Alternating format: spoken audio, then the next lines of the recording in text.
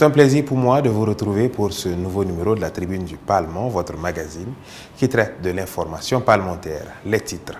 Les députés adoptent un nouveau code des douanes. L'adoption de ce référentiel juridique permet à la législation douanière burkinabé de disposer des standards internationaux qui régissent le commerce ainsi que les régimes et les pratiques douanières à l'échelle mondiale.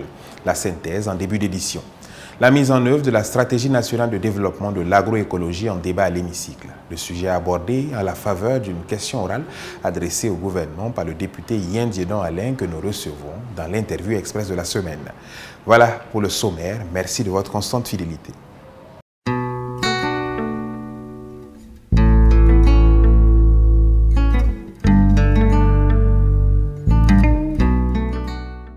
Un nouveau référentiel juridique pour régir le fonctionnement des services douaniers. Le gouvernement, dans sa politique de refondation, opte pour un code des douanes en phase avec les réalités du moment pour répondre aux exigences nouvelles du commerce international.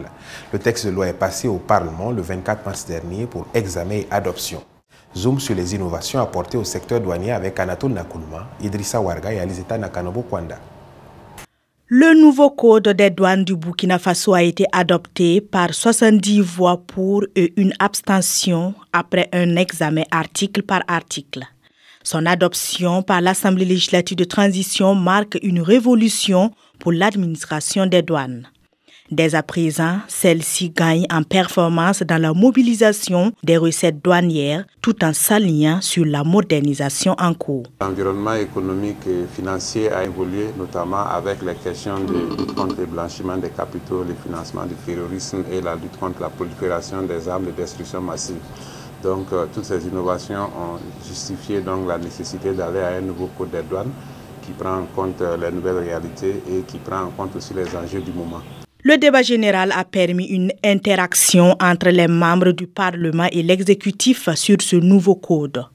Au regard des innovations qu'il comporte, les parlementaires saluent les avancées majeures qu'il introduit et soulignent son importance pour la modernisation de l'administration des douanes. Avec ce nouveau code, la lutte contre le blanchiment de capitaux se trouve accentuée et donne en tout cas plus de possibilités aux services douaniers pour donc faire ce contrôle. Il y a la lutte contre la prolifération des armes à destruction massive. C'est un code assez optimiste, assez courageux et surtout au niveau des sanctions douanières là, il y a une répartition où l'État se retrouve avec 75% et le saisissant garde au moins 25%, alors que de par le passé c'était 50-50. Donc il y a aussi le fait que les commerçants, c'est-à-dire les hommes d'affaires aussi, se retrouvent aisément dedans. La douane, c'est dans le dispositif d'animation de la vie de la nation, en termes de mobilisation de finances, fait vraiment de son mieux pour que nous puissions mobiliser au maximum des ressources financières. Et on ne peut pas travailler avec des insuffisances et aussi sans motivation à toutes ces femmes, ces hommes qui mouille le maillot, comme on le dit tous les jours, pour que le pays puisse disposer de minimum quand même de moyens pour son fonctionnement. L'élaboration du nouveau code des douanes fait suite à l'adhésion du Burkina Faso à l'accord sur la facilitation des échanges de l'Organisation mondiale du commerce le 21 septembre 2018, ainsi qu'à la Convention de Kyoto révisée de l'Organisation mondiale des douanes le 8 juillet 2017. La dématérialisation des services publics pour plus d'efficacité et d'accessibilité est désormais une réalité au Burkina Faso. Un processus qui doit impérativement tenir compte de la protection des données à caractère personnel. C'est la vision de la Commission de l'informatique et des libertés (CIL) à la 3e édition de la Journée nationale de la protection des données à caractère personnel. Une vision soutenue par la représentation nationale qui s'engage à côté de la CIL pour relever les défis de la cybersécurité. On en sait davantage avec Anatole Nakoulma et Karim Sissé. L'administration burkinabé se modernise de plus en plus, surtout avec la dématérialisation des services publics et privés. Le défi majeur qui se pose aujourd'hui est de voir comment assurer une meilleure protection des données à caractère personnel dans ce processus de digitalisation de l'administration. C'est tout l'enjeu de la 3e édition de la Journée nationale de la protection des données à caractère personnel organisée par la Commission de l'informatique et des libertés, CIL. Une action que salue la représentation nationale. Dans cette perspective, la CIL devra redoubler d'efforts en matière de sensibilisation, de veille technologique et juridique, mais aussi de régulation et de contrôle strict. Il ne s'agit pas seulement de se conformer à la législation par l'accomplissement des formalités auprès de l'autorité de contrôle, mais de s'assurer que la protection des données à caractère personnel et de la vie privée des citoyens est une valeur fondamentale ancrée dans les pratiques au sein des administrations publiques et privées. La 3e journée nationale de la protection des données à caractère personnel se déroule sur 6 jours. Plusieurs activités sont au programme, entre autres une conférence publique sur le thème, des jeux radiophoniques et des formations sur la protection des données à caractère personnel.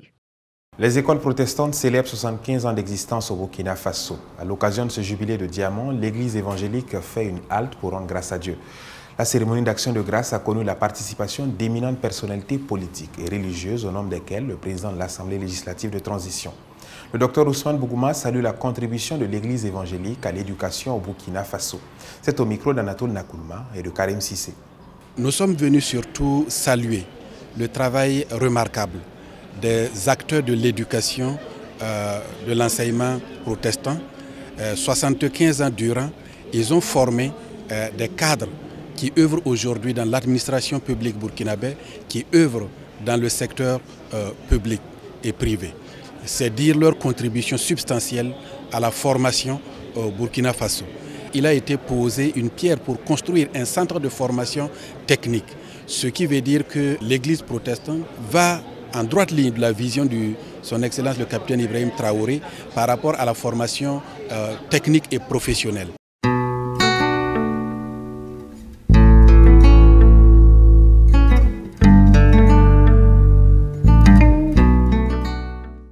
Je vous l'annonçais en titre, le député Yen Djedon Allé est notre invité cette semaine. En faveur d'une question orale, il a interrogé le gouvernement sur le bilan de la mise en œuvre de la stratégie nationale de développement de l'agroécologie au Burkina Faso. Nous l'entendons à ce sujet au micro d'Axel Nicole Yaro. Le 11 mars dernier, vous avez interpellé le gouvernement sur le bilan de la mise en œuvre de la stratégie nationale de développement de l'agroécologie au Burkina Faso. Qu'est-ce qui vous a motivé à interpeller le gouvernement sur cette question? Nous devrons produire au plan agro-silvo-pastoral halieutique et phonique, c'est ça, une agriculture qui est compétitive, voilà, qui est durable, qui est compétitive, mais qui respecte l'environnement, qui protège la santé des consommateurs, qui tient compte aussi de nos valeurs, mais qui est résilient dans un contexte de changement climatique. Donc 2023-2027, nous sommes actuellement en 2025, c'est à mi-année, et nous avions pensé qu'il était, en tout cas pour la représentation nationale, qu'il était judicieux d'interpeller le gouvernement pour faire à date le bilan de cette stratégie nationale de développement de l'agroécologie, qui est en français simple, c'est comment produire beaucoup sans nuire. À votre avis, quels sont les défis auxquels la stratégie est confrontée dans son application sur le terrain? Le premier axe, c'était d'améliorer la gouvernance. Le deuxième, c'est passer à l'échelle, mais aussi profiter de cette période-là pour renforcer les capacités des acteurs, mais aussi de tous les intervenants d'appui. En quoi est-ce que l'agroécologie peut contribuer à une agriculture durable pour le Burkina Faso? Notre grand souhait, c'est de se lever un jour et voir qu'on n'utilise plus de produits chimiques. Vous pourrez dire que c'est un peu un rêve, mais normalement c'est cela. De telle sorte que tout ce que les Burkinabés auront dans leurs plats et qu'ils auront à mettre dans leur ventre, qu'ils soient rassurés que ça ne va pas être source de maladies.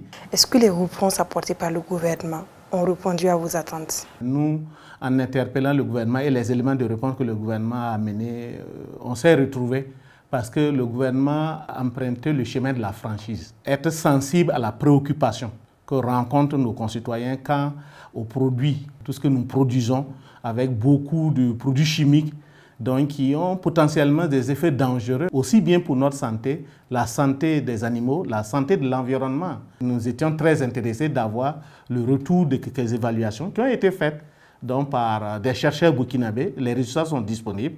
Voilà, donc ça allait illustrer davantage la réponse du gouvernement, mais mieux éclairer surtout les populations. Le gouvernement, dans sa réponse, nous a rassuré que cette année, tout est mis en œuvre pour faire l'évaluation à mi-parcours.